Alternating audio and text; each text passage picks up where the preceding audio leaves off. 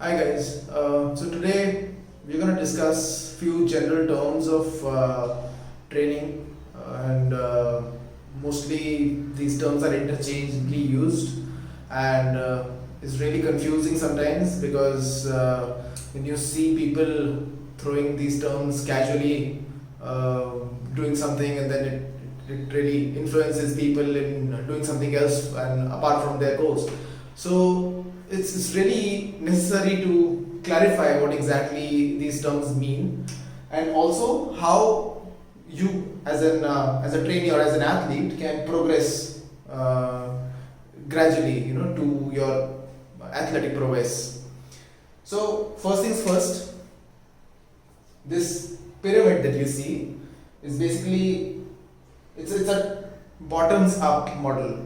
Okay, and it's somewhat like a strength and performance model where this the bottom is the base and then gradually you're building up to what you really want to do, want to achieve out of your training.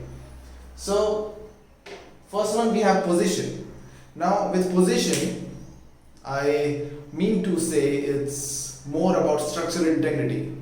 It's about how you move, your movement quality, the quality of your tissues, muscle tissues, how your bones move, how your pelvic alignment is, how your thoracic alignment is, how your posture looks.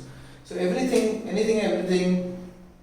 which relates to movement comes under position. Because if you're not in a position to move correctly or move how you're supposed to move as a human being, okay, then you're not liable to continue with loading those movements. Okay, so here you have fundamental movements. I've talked about fundamental movements a lot in previous videos.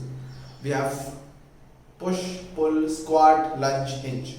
5 fundamental movements. And if you can do those movements, you can, apart from your general day-to-day movements that you have, walking, running, or even sitting and getting up from your chair, all those movements count under movement quality. And if you're getting aches and pains, joint pains, you have muscle tightness anywhere and everywhere, then this is the area to focus on first before you do 1 rep of your body weight exercise. Okay, so position is first and foremost, movement quality is first and foremost for everyone. So we have self-myofascial release here, foam rolling, trigger point therapy here, stretching is here. Then we have various sorts of postural alignment techniques here. We have McGill Big 3. We have so many good techniques here. So we first fix how you move, fix the position, and then we will make you load that position, and then gradually you get stronger. Next is strength. So strength is very casually used. Someone does 50 reps of something, they call it a strong, they call him a strong man. Okay. Someone does, let's say someone runs very fast, they call him a strong human. So it is thrown very, very casually. Strength is intensity. Intensity is load. So this is load. It is your force produced against load, against resistance. So strength is all your heavier lifts in the gym. Strength is anything and everything heavy you're lifting or you are producing a max effort force.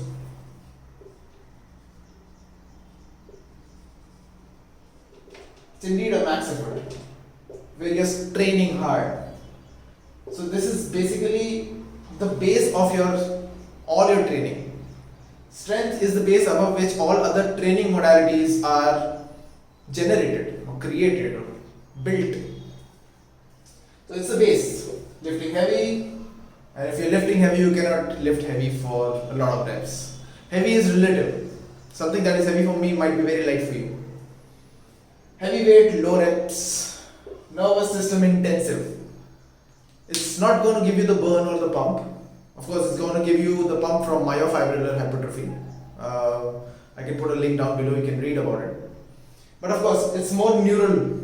You're going to create channels of neurons firing when you lift heavy weights regularly. Okay, so then you become more proficient in lifting heavy and you become strong. So your base is fixed. Now, whatever you want to do. Hypertrophy. Most people don't understand this word hypertrophy. It's too scientific, but it basically means bodybuilding or building muscle. Okay, so this is bodybuilding.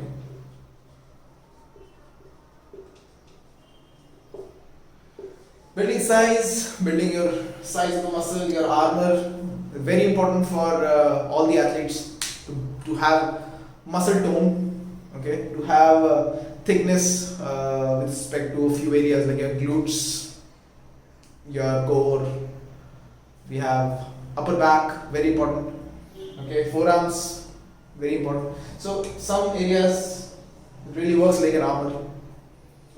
And also to build endurance. When you're lifting a certain percentage of your max weight for 10, 12, 15, 20, 25 reps, then you're practicing that lift. You're building in technique for that lift. When you go back to lifting heavier, you are more proficient in lifting heavier. So that this is how muscle is built. Hypertrophy is muscle. Moving on. Now you have a solid base of strength. You have developed muscle. It's time to move on to more athletic endeavor, and which is power or speed.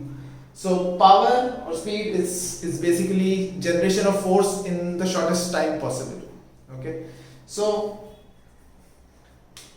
power, if you've read in physics, is force into speed.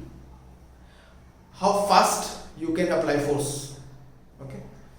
So force is strength and velocity is speed. Strength times speed will give you power. So if you give me, let's say 100 kilos and I can lift that for, let's say, 1 rep. If you give me 50 kilos, how fast can I do that 1 rep? Pretty fast, right? So if you want to develop power, reduce the weight from your strength max effort lift to around 50 to 60%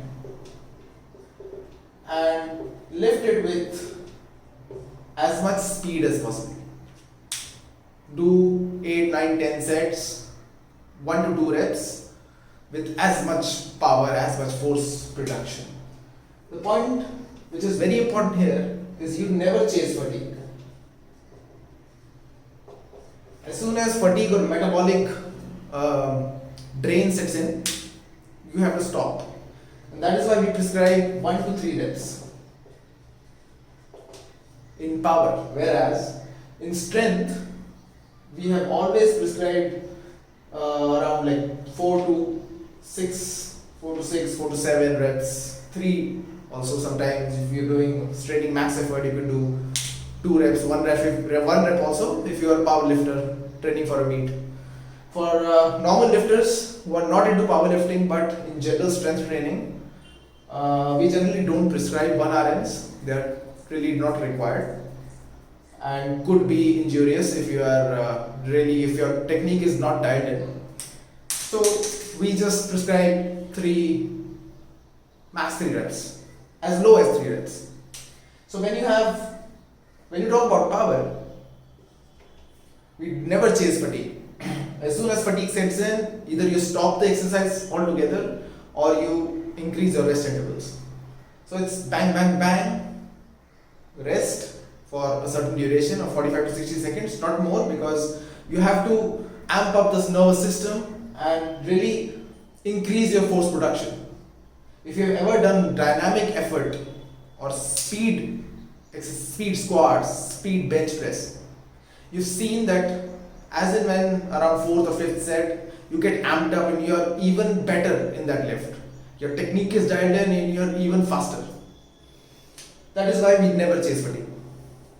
And finally, in this continuum, all these things are done in the gym are transferred to your performance of what you want to achieve in life in general. Is it your sport?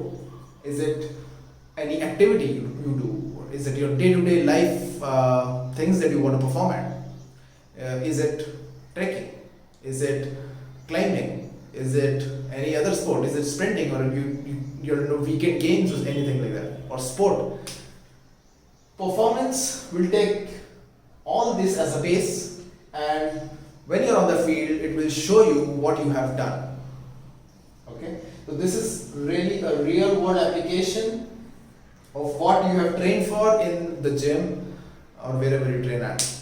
Okay, so these are basic terminologies that we use.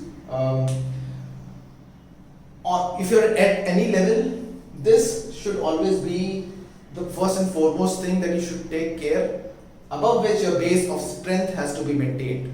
If you are here and you've stopped lifting heavy, if you're here, if you've stopped developing power, if you're here, you've stopped taking care of your structural integrity or your posture or your tightness, muscle tightness or aches and pains, then you go back. You don't want to do that. Okay, so an elite level athlete will have all these dialed in his exercise program, and then he or she will be able to perform. Right? So guys, if you have any questions, please hit me up in the comment section. I'm happy to help.